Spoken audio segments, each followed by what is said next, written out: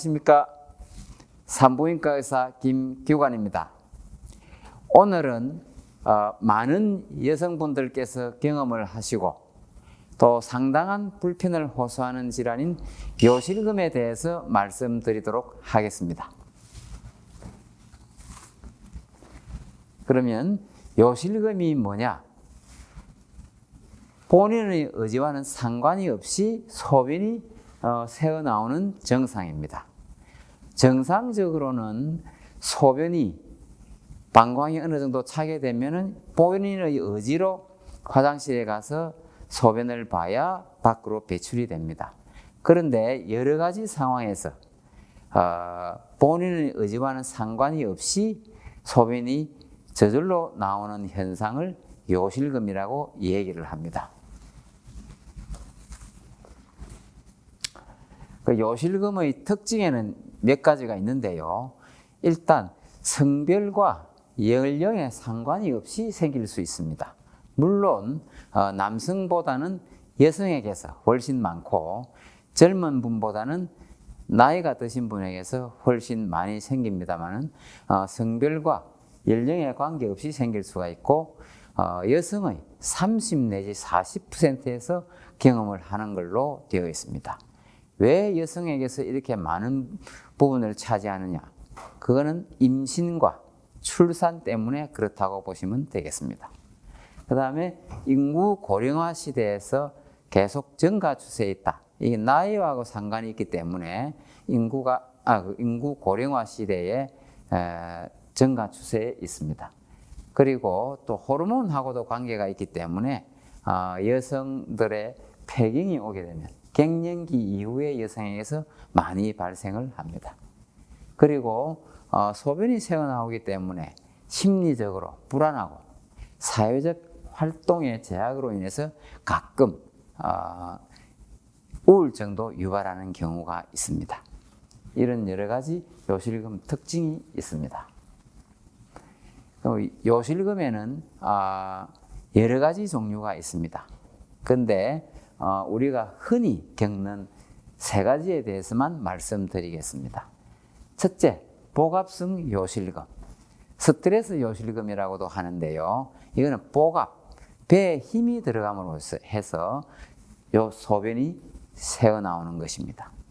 두 번째로는 절박성 요실금, 이거는 갑작스럽게 요일을 느끼게 되고 화장실을 가면서 소변이 새어나오는 그런 경우가 되겠습니다. 그 다음에는 이 두 개가 합쳐진 것, 혼합성 요실금, 복합성 요실금이라고도 하는데요.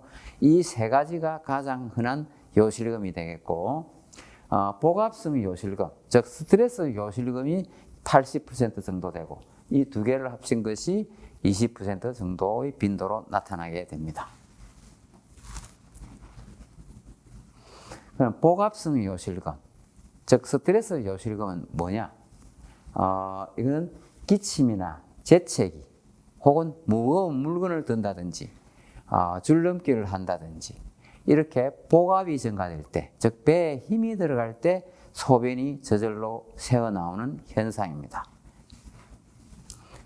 배에 힘이 들어가면 방광에 압력이 가해져서 이 요도를 닫아두지 못할 경우에 소변이 새어나오는 것입니다.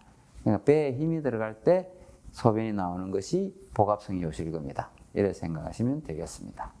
그러면 복압성 요실금, 스트레스 요실금의 원인은 뭐냐? 골반 저근의 약화입니다.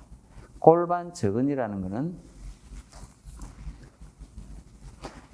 이 옆에서 본 모습인데요. 이게 치골이 되겠습니다. 치골. 음부 바로 위에 있는 뼈가 치골인데요. 치골이 있고 그 바로 뒤에 방광도 있고 자궁도 있고 직장도 있고 그렇습니다. 이 골반 저근이라는 것은 요 근육인데요. 치골에서부터 꼬리뼈까지 연결하는 거물 침대 모양으로 생긴 근육이 되겠습니다.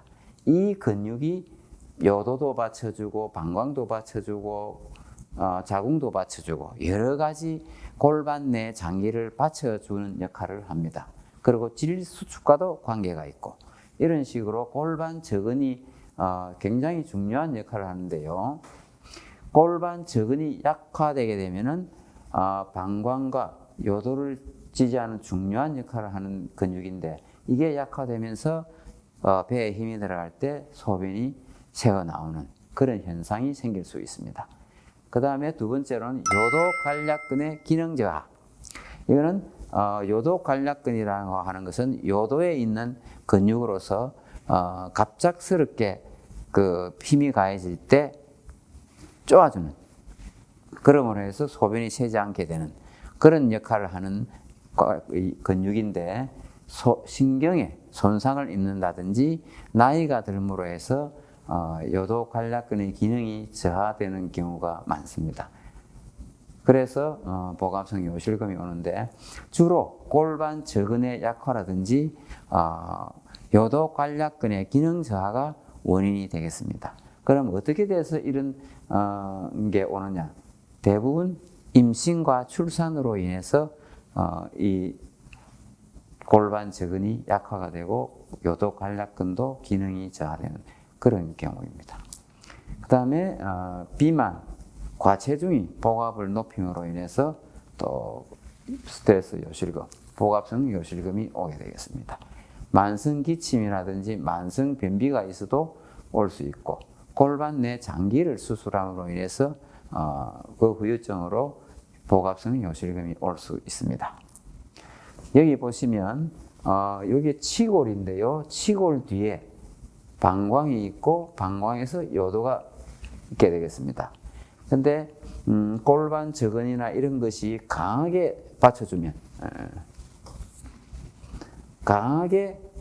경우에는 배에 힘이 가서 방광에 어떤 압력이 가해져도 요도를 꽉 닫혀줘서 소변이 새지 않는데 이 위크 스포트, 약하게 근육이 받쳐주는 경우에는 복압의 증가로 해서 방광에 힘이 들어가게 돼도 이걸 닫아주지를 못합니다. 그러면 소변이 새는 것이죠.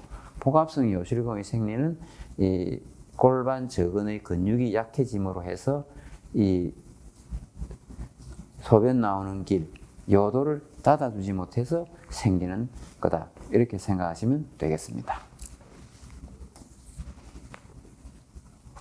복압성 요실금의 진단은 어떻게 하느냐? 첫째는 병력 청취입니다. 어떨 때 소변이 새는지, 그 소변이 유출되는 양상을 자세히 알아보는 것입니다. 기침할 때 나온다, 뭐 등등 여러 가지.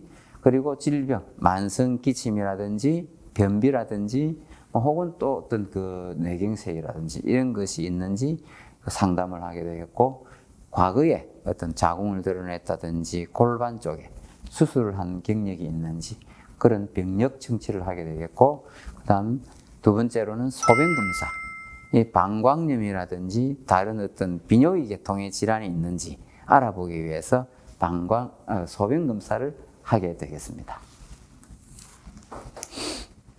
그리고 세 번째로는 요역동학 검사라는 것인데요.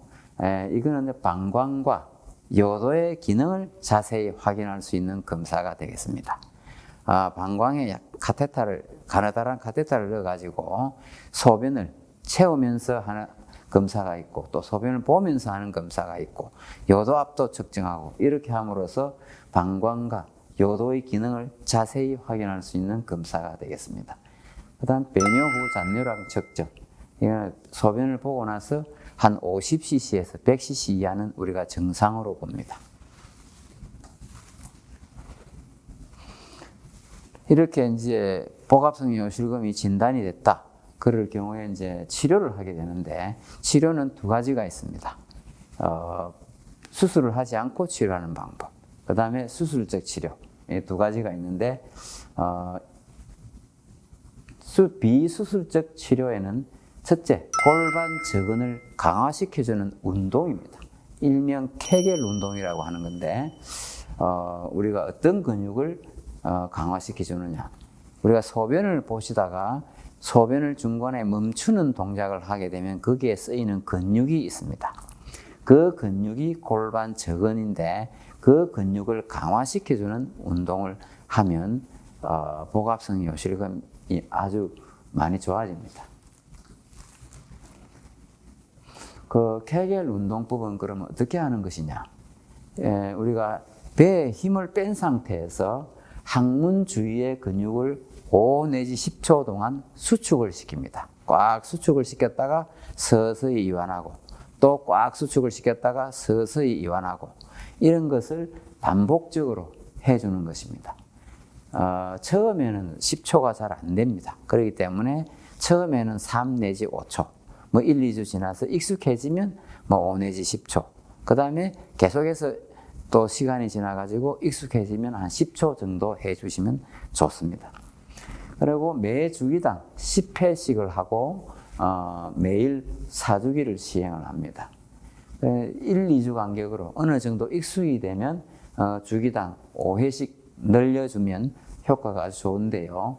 최소 3주 이상 해야 효과가 있고 3개월 이상 꾸준히 하면 스스로 효과를 느낄 수 있습니다.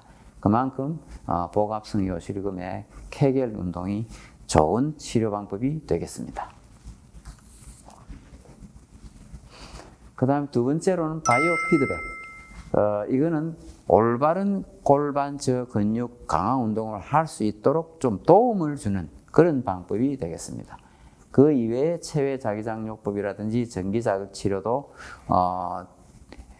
골반저 근육을 강화시켜주는 그런 치료가 되겠습니다. 이렇게 비수술적 치료는 결국은 케겔 운동, 그것이 상당히 중요한 치료 방법이 되겠습니다.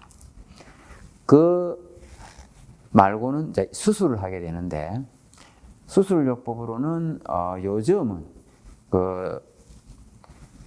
요실금 환자들을 위해서 특별히 고안되어져 나오는 테이프가 있습니다. 인공 테이프가 있는데 그물 모양으로 생겼습니다. 그것을 요도의 중앙 부위, 중부 요도에 걸어주는 수술입니다.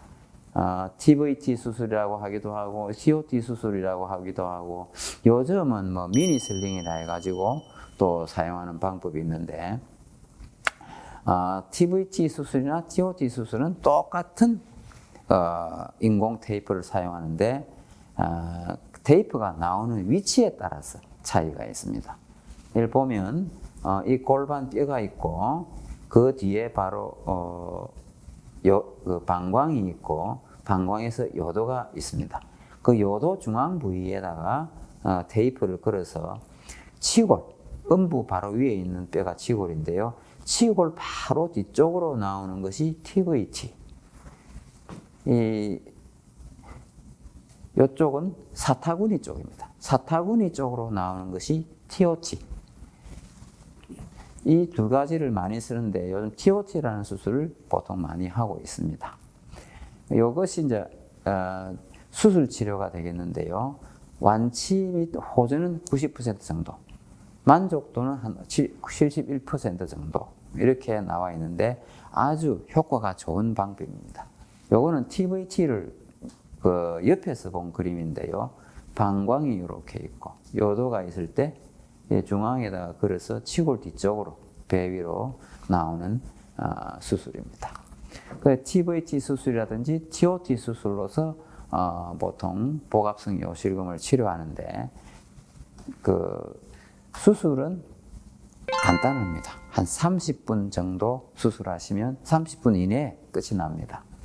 그리고 그 수술을 하고 나면은 보통의 경우에는 당장 효과가 아주 좋습니다. 그래서 여태까지 그 복압성 요실금, 즉 스트레스 요실금에 대해서 말씀드렸는데요.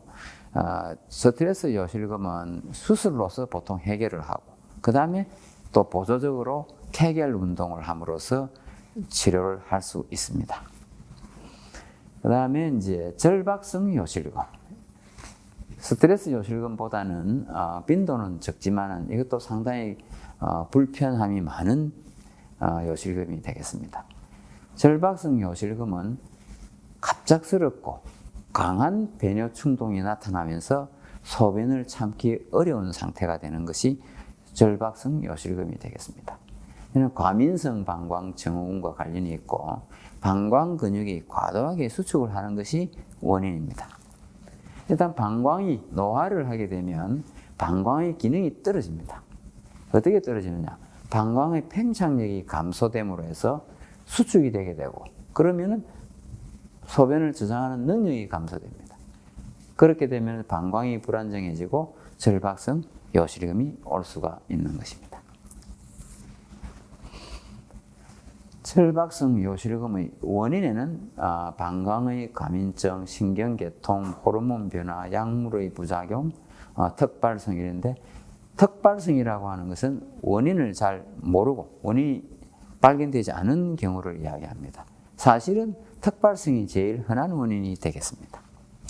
방광의 과민증을 보면 말 그대로 방광의 민감도가 증가돼 가지고 소변이 많이 차지 않았음에도 불구하고 배뇨 욕구를 느끼는 것입니다. 그래서 화장실을 자주 가게 되고 어떨 때는 급작스런 배뇨 충동을 느끼고 그럼으로써 요실금이 있고 그렇습니다. 그러니까 방광의 과민증이 그 절박성 요실금을 일으키는 원인 중에 하나가 되겠습니다. 그 다음에 신경계통의 이상, 중추신경계라든지 안 그러면 방광 쪽에 말초신경 쪽에 어떤 이상이 있게 되면은 방광의 기능이 제대로 조절되지 못합니다. 그러므로 해서 절박성 요실금이 생기게 되는데요. 이건 뇌졸중이라든지 혹은 또 다발성 경화증 그리고 파킨슨병 이런 게 있으면 신경계통의 문제로 인해서 절박성 요실금이 생길 수 있습니다. 그 다음에 호르몬 변화. 호르몬 변화는 특히 여성의 경우에서 폐경이라는 게 오게 되는데 폐경이 오게 되면은 호르몬 여러 가지 변화가 있게 되는데 그러므로 해서 방광이라든지 요도 근육의 어떤 기능을 제대로 작동을 하지 못하게 해서 절박성 요실금이 생길 수 있습니다. 그 우리 여성 호르몬이라는 에스트로겐이 안 나오게 되면은 방광의 팽창력이 떨어집니다. 팽창력이 감소하게 되고 배뇨 조절 능력이 떨어지는 것이죠. 그래서 절박성 요실금이 생길 수 있습니다. 그 약물의 부작용. 어떤 약물은 방광 수축을 촉진시킨다든지 안 그러면은 소변량을 증가시킨다든지 그러므로 해서 요실금이 생길 수 있는데 우리가 보통 다 그런 건 아니지만 이뇨제라든지 항우울제라든지 고혈압 일부 약물 이런 것들이 요실금을 일으킬 수는 있습니다. 가장 흔한 것이 아까 말씀드린 대로 턱발성, 원인을 잘 모르는 경우 이런 경우가 제일 흔하다고 생각하시면 되겠습니다.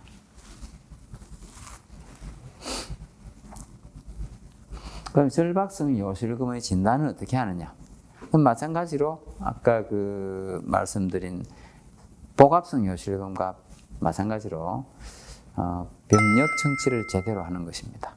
어떨 때 소변이 새는지 혹은 과민성 방광 증상이 있는지 등등 병력 청취를 제대로 하고 수술 경력이라든지 어떤 질환이라든지 그런 것을 확인하게 되겠습니다.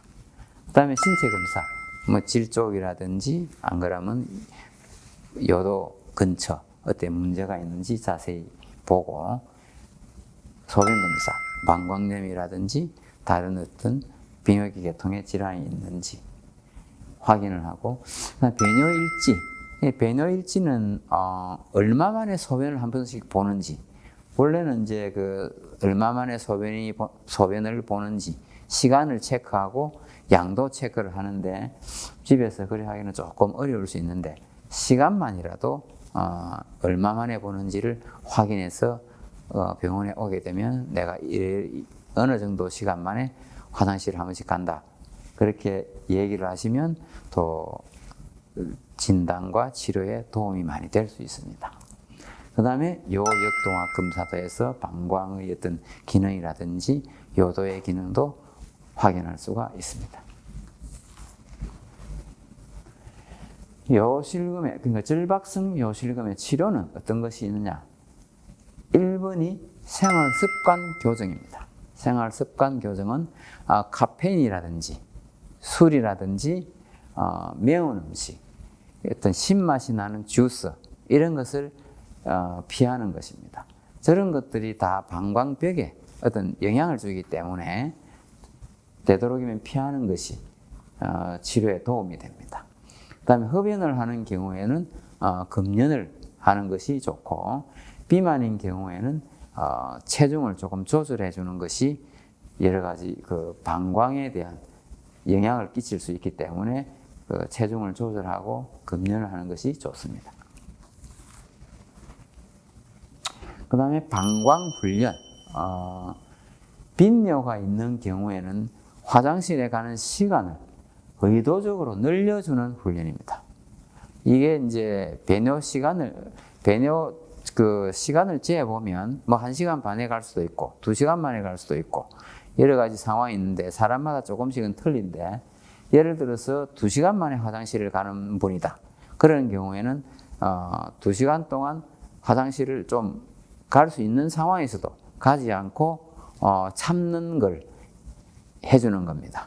그래서 참는 걸 했을 때 2주 동안 2시간 정도가 잘 참아졌다. 그러면은 한 15분씩 늘려갑니다. 그 다음에 2시간 15분 동안 참아보는 겁니다. 그래가 2시간 15분이 잘 참아졌다. 그러면은 또 1-2주 지나서 15분을 늘리고, 이런 식으로 계속 단계를 밟아 나가서 한 4시간 정도까지 참는 훈련을 하는 겁니다. 그렇게 하면은 빈뇨가 화장실에 자주 가는 경우에 많이 치료에 도움이 되는 그런 훈련이 되겠습니다. 그 다음에 이제 골반 근육 강화 운동, 케겔 운동입니다. 케겔 운동을 많이 하게 되면 절박성 요실금이 치료에 아주 도움이 되는데, 이 케겔 운동이 어떻게 해서 절박성 요실금의 증상을 치료할 수 있나? 골반 근육을 수축하게 되면은 방광 수축근의 수축을 차단시켜 줍니다. 그러므로 해서 방광 근육이 이완이 되면서 배뇨 충동이 좀 사라지게 되죠. 그러면서 화장실 가는 시간을 벌어줄 수 있습니다. 그렇게 케겔 운동, 골반 근육 강화 운동이 절박성 요실금의 치료에 도움을 줄 수 있다. 이렇게 말씀드릴 수 있습니다. 그 다음에는 가장 흔히 쓰는 약물요법입니다. 이 약물요법은 과민한 방광 근육을 이완시켜주는 약물입니다. 보통의 경우에는 하루에 한 번 복용을 하게 되는데, 약물요법을 많이 쓰게 됩니다. 그리고 국소에스트로겐이라는 것은 폐경이 되면은 난소에서 호르몬이 안 나오니까 질에 넣어주는 질정, 에스트로겐 질정이 있습니다. 그런 거를 또 넣어줌으로써 도움을 줄 수도 있습니다. 그래서 보통의 경우에는 약물요법과 그 다음에 방광훈련, 그리고 케겔 운동을 할 수 있으면 케겔 운동을 열심히 하면 도움이 되겠습니다. 케겔 운동을 많이 하면은 좀 절박성 요실금이 호전된 분들에게 있어서 한 2배 정도가 그런 환자분이 많다고 보고가 되고 있고, 절박성 요실금이 완치된 분들에게 있어서는 케겔 운동을 열심히 한 분들이 5배 정도가 많다고 되어 있습니다. 그만큼 절박성 요실금의 치료에 케겔 운동이 많은 도움이 됩니다. 그래서 케겔 운동하시고 방광훈련도 하시고 약물요법, 약 드시고 하면은 훨씬 좋아질 수 있는 게 절박성 요실금입니다.